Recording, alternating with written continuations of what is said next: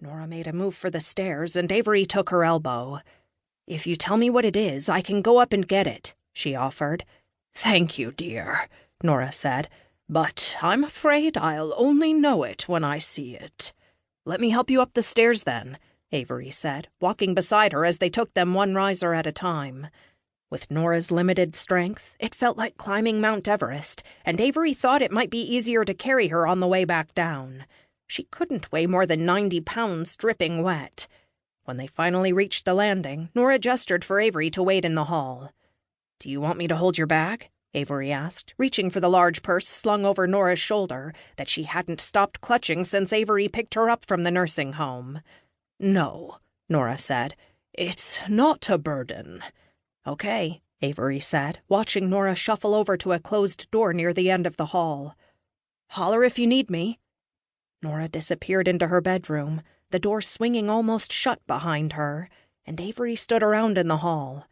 There was an antique oak credenza opposite the banister, covered in a thick layer of dust, just like everything else, and a mirror that was starting to lose its silver hung above it. To kill the time, Avery walked over to it and blew a cloud of dust off the glass, stepping out of the way while it settled. Then she stepped back in front of the mirror, inspecting her short, nearly black hair, normally untamed and falling across her forehead, to make sure it was still neatly slicked back. She straightened the tie around her neck and brushed away the wrinkles that had worked their way into her jacket and pants on the ride over. Nora went into her bedroom, putting her hand on the dresser by the door for support. Walking through the house and seeing everything covered in sheets had been hard enough, but looking at the bed was something different entirely. She walked over to Minnie's side, always on the right, and ran her hand over the blanket, smoothing it out. Minnie always made the bed as soon as they got out of it in the mornings, and turned it down meticulously each night. It even used to irritate Nora the way she tucked the sheets so tightly under the mattress. Nora preferred to give her feet a little more freedom to roam in the night. But oh, what she wouldn't give to feel the tightness of the sheets around her toes now.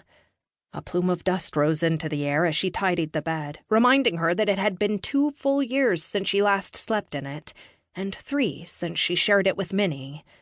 Nora turned away from the bed before the tears had a chance to come. She went back to the dresser by the door. It was covered with a sheet like most everything else in the house, and the top of it was lumpy, since whoever closed up the house hadn't taken the time to pack away the knickknacks before covering the furniture. Nora carefully lifted the front of the sheet, more dust flying into the air, and revealed a collection of figurines on top of the dresser, exactly the way she remembered them. They were Florence ceramics, and most of them belonged to Minnie. She started collecting the little ceramic women during the war, while she and Nora were raising their families and their husbands were fighting. The figurines had been an occasional splurge to balance the pressures of working and homemaking and child-rearing, and they always lit up Minnie's face whenever she showed off her latest acquisition. A few of them belonged to Nora, though. Minnie had gifted them to her at a time when symbolic gestures were all they could share, and they continued to mean a lot to Nora. She wanted to bring them with her to the nursing home, but she couldn't bear to separate them from the rest of the collection. Now she picked up a figurine in a full-length pink dress and a bonnet decorated with gold foil accents. Her name was Clarissa, according to collectors, and wrapped it carefully in a kerchief she brought with her.